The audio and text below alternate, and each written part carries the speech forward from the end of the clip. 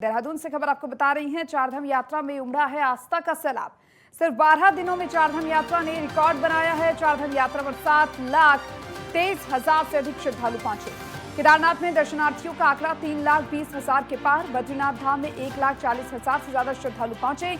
यमुनोत्री धाम में 1,35,000 से अधिक श्रद्धालुओं ने दर्शन किए। गंगोत्री धाम में 1,25,000 तीर्थयात्रियों ने दर्शन किए। चारधाम यात्रा को लेकर लोगों में भारी उत्साह और उसी को देखते हुए जो आंकड़े हैं वो लगातार बढ़ते जा रहे हैं। रिकॉर्ड तोड़ यात्री पहुंच रहे हैं तीर्थ यात्रा पर।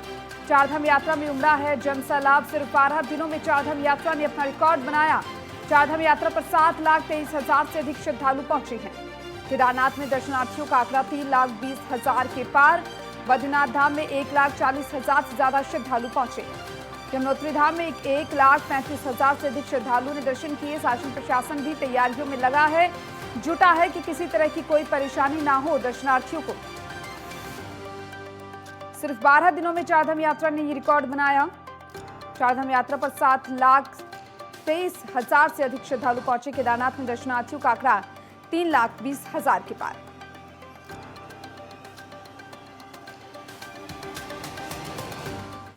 विश्व प्रसिद्ध केदारनाथ धाम के दर्शन करने जाने वाले भक्तों के लिए अच्छी खबर है। आज से आम भक्त भी गर्भगृह में जाकर बाबा केदार के दर्शन कर सकते हैं। इससे पहले सिर्फ वीआईपी को ही केदारनाथ धाम में गर्भगृह के दर्शन करवाए जा रहे थे, जिसकी तीर्थ पुरोहितों ने विरोध यहां पर किया। तो वहीं वीआईपी दर्शन फिलहाल बंद रहेंगे। सोमवार को रिकॉर्ड 37,000 से ज्यादा भक्तों ने बाबा केदार के दर्शन किए, जबकि अभी तक 3,20,000 से ज्यादा भक्त बाबा केदार के दर्शन कर चुके हैं, जो कि एक नया कीर्तिमान बन गया है। ओम नमः शिवाय, हर हर महादेव। आज दिनांक 21 मई 2024 को स्थानीय तीर्थ पुरोहित, प्रशासन, पुलिस प्रशासन, मंदिर समिति के आपसी समन्वय से यात्रा के दर्शनार्थ गर्भगृह खोला गया, क्योंकि कल दिनांक 20 मई 2024 को स्थानीय पुरोहितों द्वारा विरोध प्रदर्शन किया गया था, जिससे आज हमें गर्भगृह आम यात्रियों के लिए खोला गया और 3 बजे तक आम यात्रियों ने दर्शन किए। तत्पश्चात इस बीच 3 से 4 के बीच में भगवान का भोग लगा और आम यात्रियों के लिए 4 बजे दर्शन के लिए मंदिर खोल दिया गया है। प्रदेश की धामी सरकार ने एक बार फिर से चारधाम में प्राधिकरण बनाने की तरफ कदम आगे बढ़ा दिए हैं। मुख्यमंत्री पुष्कर सिंह धामी ने चारधाम यात्रा को लेकर प्राधिकरण बनाने के लिए ड्राफ्ट तैयार करने की अनुमति दी। तो वहीं प्रदेश भाजपा के संगठन महामंत्री आदित्य कोठारी ने बताया कि अभी मुख्यमंत्री पुष्कर सिंह धामी ने ड्राफ्ट तैयार करने के लिए कहा है। जब ड्राफ्ट तैयार हो जाएगा उसके बाद ही पता चल पाएगा कि ड्राफ्ट में क्या हुआ है, क्या नहीं हुआ है, जिसके बाद सभी लोगों से मिलकर और बात करेंगे और आगे बढ़ा जाएगा।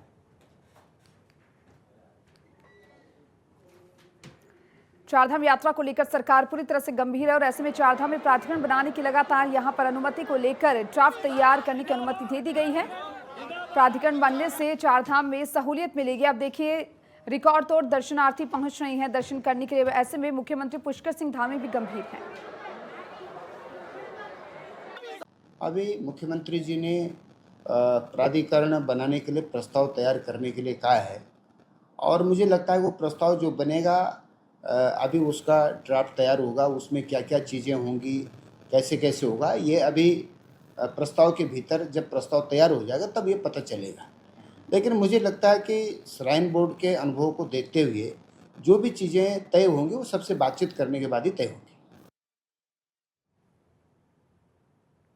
पूर्व में त्रिवेंद्र सिंह रावत सरकार ने चारधाम यात्रा को लेकर देवस्थानम बोर्ड का गठन किया है, लेकिन उस समय देवस्थानम बोर्ड का पुरोहितों ने विरोध किया और आखिर में सरकार को अपना ये फैसला वापस ले लिया। वहीं अब एक बार फिर से प्रदेश की धामी सरकार चारधाम को लेकर एक नए बोर्ड का गठन करने जा रही है। सरकार की ओर से तैयारियां की जा रही है और उसको लेकर कांग्रेस ने कहा है कि पूर्व में भी सरकार ने देवस्थानम बोर्ड बनाया था और उसका कितना विरोध हुआ था, सभी ने देखा। वही फिलहाल अगर सरकार नया बोर्ड बनाने की सोच रही है तो अभी तो स्थिति ये है कि चारधाम यात्रा को पर्यटन विभाग देख रहा है और पर्यटन विभाग के अधिकारी एसी कमरों में बैठकर भी यात्रा को सही से संपन्न नहीं करवा पा रहे। तो बोर्ड बनने से आखिर ऐसा क्या हो जाएगा?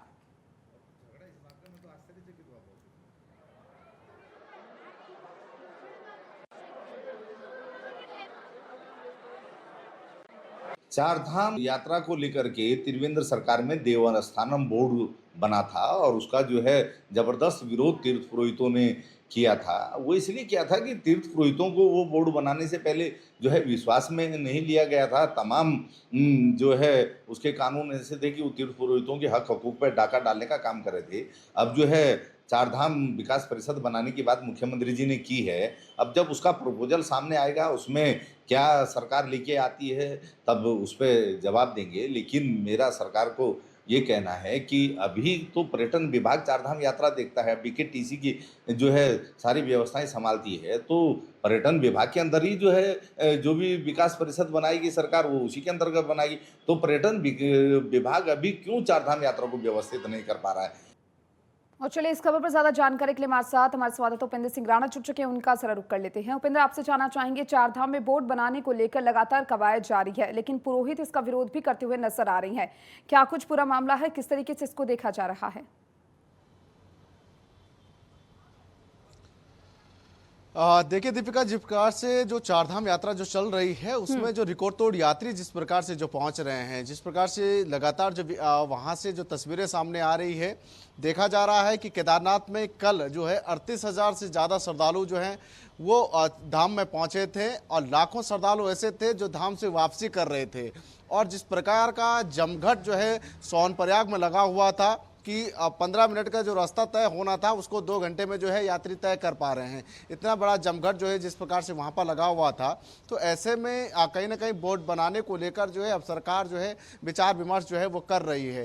जिस प्रकार से देखा गया है कि इस बार जो है रिकॉर्ड तोड़ यात्री आने के जो है वो संभावनाएं जताई जा रही है। 29 लाख से ज़्यादा श्रद्धालुओं ने जिस प्रकार से रजिस्ट्रेशन किया है और ऑफलाइन, जबकि जो है सरकार ने 31 मई तक जो है फिलहाल उस पर जो है वो रोक लगाई है, उसके बावजूद भी लगातार हजारों की संख्या में जो है श्रद्धालु जो है चार धामों के लिए पहुंच रहे हैं। तो कहीं ना कहीं सरकार चाहती है कि इसमें भी एक बोर्ड जो है वो बनाया जाए। हालांकि पिछली सरकार, जब त्रिवेंद्र सरकार के समय पर साइन बोर्ड को लेकर, जो साइन बोर्ड की तर्ज पर जो है देवस्थानम बोर्ड जो है बनाने की कोशिश जब की गई थी, उसको पारित भी किया गया था, लेकिन उसका जो है तीर्थ पुरोहित और पंडा पुरोहितों ने जो है उसका विरोध किया, क्योंकि कहा जा रहा था कि तीर्थ पुरोहित और जो वहाँ के पंडा पुरोहित हैं उनको विश्वास में नहीं लाया गया। और जो वहाँ जो जिस प्रकार के देवस्थानम बोर्ड में जो तय किया गया था कि इसके जो मंदिरों के रख रखाव से लेकर यात्रा के पूरे जो वाहन है वो उसका जो पूरा खर्चा जो है वो सरकार देखेगी, साथ ही साथ जो सचिव है उसको एक सचिव तय करेगी। इन तमाम चीज़ों को जो है देवस्थानम बोर्ड में जो है वो रखा गया था, जिसका लगातार तीर्थ पुरोहितों ने विरोध किया। और जब त्रिवेंद्र सिंह रावत की सरकार हटी थी, तो उसके बाद तीरथ सिंह रावत जब मुख्यमंत्री बने थे तो उनके द्वारा देवस्थानम बोर्ड को हटाया गया। यानी कि अब देखना यह है कि जब देवस्थानम बोर्ड लाया गया था तो उसमें क्या कमी थी, और जब अब सरकार बोर्ड लाने की कोशिश कर रही है तो इसको लेकर विपक्ष भी हालांकि जो है वो सवाल उठा रहा है कि जब बोर्ड की जरूरत थी तो पहले जो देवस्थानम बोर्ड लाया गया था तो उसमें क्या कमी थी, क्या उसमें जो है तीर्थ पुरोहितों को विश्वास में नहीं लाया गया था, तो क्या अब जो बोर्ड बनाया जाएगा उसमें तीर्थ पुरोहितों को विश्वास में लाया जाएगा, क्या अब विरोध नहीं होगा। हालांकि अब जो है इस पर अमल जो है वो सरकार कर रही है, विचार विमर्श कर रही है कि जो चारधाम प्राधिकरण जो है वो बनाया जाए, चारधाम यात्रा के लिए एक बोर्ड का गठन जो है वो किया जाए, जो एक तय तरीके से जो है चारधाम यात्रा जो है वो करा सके। क्योंकि देखा यह जा रहा है कि जिस तरीके की कैपेसिटी धामों में है उससे 2 गुनी संख्या में जो है श्रद्धालु जो है चार धामों में पहुंच रहे हैं। और ऐसे में ये देखा जा रहा है कि कई श्रद्धालु जो हैं वो बिना दर्शन के ही जो है वो लौट रहे हैं, कई श्रद्धालु ऐसे भी हैं जो आधे रास्ते से जो है वापस जो है वो लौट रहे हैं। जिस तरीके की भीड़ जो है वो देखने को मिल रही है, साथ ही जो जाम की समस्या जिस प्रकार से हो रही है, इससे जहाँ श्रद्धालुओं को दिक्कतें हो रही है, उसके साथ साथ जो स्थानीय लोग हैं उनको भी काफ़ी दिक्कतों का सामना करना पड़ रहा है। तो कहीं ना कहीं इस बोर्ड पर जो है अब विचार किया जा रहा है। अब देखना यह होगा कि सरकार जब बोर्ड का गठन करेगी तो क्या क्या मानक उसमें तय कर सकती है, किस तरीके से जो है चारधाम यात्रा के लिए मानक तय किए जाएंगे और तीर्थ पुरोहितों को किस तरीके से विश्वास में लाया जाए, क्योंकि लगातार वो विरोध प्रदर्शन भी कर रहे हैं। और जिस प्रकार से पिछले बोर्ड का उन्होंने विरोध किया, बिल्कुल बिंद्र, क्योंकि देखिए लगातार विरोध यहाँ पर हो रहा है, बोर्ड बनाने को लेकर विपक्ष लगातार सवाल उठाता हुआ दिखाई दे रहा है। लेकिन यही जानना चाहेंगे कि अगर सरकार नया बोर्ड बनाने की सोच रही है तो अब की जो स्थिति है और जो बाद की स्थिति होगी बोर्ड बनने के बाद, उसमें क्या कुछ अंतर देखने को मिल सकता है चारधाम यात्रा को लेकर, या फिर और भी जो यात्राएं उत्तराखंड में निकलती है उसको लेकर? देखिए, अगर बोर्ड का गठन किया जाता है तो उसमें कई सारे मानक जो है वो तय किए जाएंगे। यानी कि ये कह सकते हैं कि जब चारधाम यात्रा जब शुरू होगी तो एक सीमित संख्या जो है वो रखी जा सकती है कि सीमित संख्या में जो है प्रत्येक दिन जो है इतनी संख्या में ही यात्रियों का रजिस्ट्रेशन होगा और इतने यात्री जो है चार धामों के लिए पहुंचेंगे। इसमें ये देखना ये होगा कि ऐसे में जो जाम की समस्या देखने को मिल रही है, खास तौर पर केदारनाथ यात्रा में जो है ज़्यादातर जाम की समस्या देखने को मिल रही है। सोनप्रयाग में, जो कि जहाँ से पैदल रास्ता गौरीकुंड से केदारनाथ के लिए जाता है, वहां पर हजारों की संख्या में जो है यात्री रुके हुए हैं। वहां पर पैदल जो यात्री हैं उनका जमघट वहां पर लगा हुआ है, जिससे प्रशासन को काफी दिक्कतों का सामना करना पड़ रहा है और उनके सामने बड़ी चुनौती है कि किस तरीके से जो है चारधाम यात्रा कराई जाए। दूसरा, जिस प्रकार से जो वहां का जो दान दक्षिणा से लेकर वहां का जो चढ़ावा उसको लेकर और साथ ही जो वीवीआईपी मोमेंट जो वहां पर होते हैं उसको लेकर जो लगातार विरोध वहां पर श्रद्धालु करते आए हैं कि चारधाम यात्रा में वीवीआईपी को जो है सही तरीके से जो है दर्शन भी कराए जाते हैं और जो पैसों के जो मानक तय किए जाते हैं, इन तमाम चीज़ों को लेकर एक रिकॉर्ड जो है वो तैयार किया जाएगा। साथ ही जो वहाँ पर दान जो पेटियां हैं उसको जो बद्री केदार, एक जगह बद्री केदार समिति, साथ ही जो तीर्थ पुरोहित वहाँ पर हैं, उनके जो पैसों के जो मानक हैं, उनके जो खर्चे का जो मानक हैं उसको जो है वो तय किए जा सकते हैं। और साथ ही जो वहाँ पर तीर्थ पुरोहित और जो पंडा पुरोहित वहाँ पर रहते हैं उनकी जो पूजा पद्धति है उसको किस तरीके से जो है वो रखा जाएगा क्या, क्योंकि पहले इसमें जब देखा गया था कि सरकार जो है तीर्थ पुरोहितों को और पंडा पुरोहितों को जो है वहां पर सैलरी बेसिस पर जो है वो रखेगी कि महीने की जो है वो सैलरी देंगे, उसके बाद जो है तीर्थ पुरोहित वहां पर काम करेंगे। इसका जो है वो लगातार विरोध करते आए कि ऐसे में जो हमारे हक हकूक हैं वो मारे जाएंगे। यानी कि उन हक हकूकों को भी उनके मानक में रखा जाना चाहिए, जिसका वो विरोध पहले से कर रहे हैं। अगर उनके हक हकूकों को जो है जो काफी पुराने समय से जो है वो चला आ रहा है, उनके हकों को अगर मारा जाएगा तो कहीं ना कहीं उसका विरोध जो है सरकार को जो है वो देखने को मिल सकता है। तो उनको कहीं ना कहीं एक बार फिर से विश्वास में लाना होगा।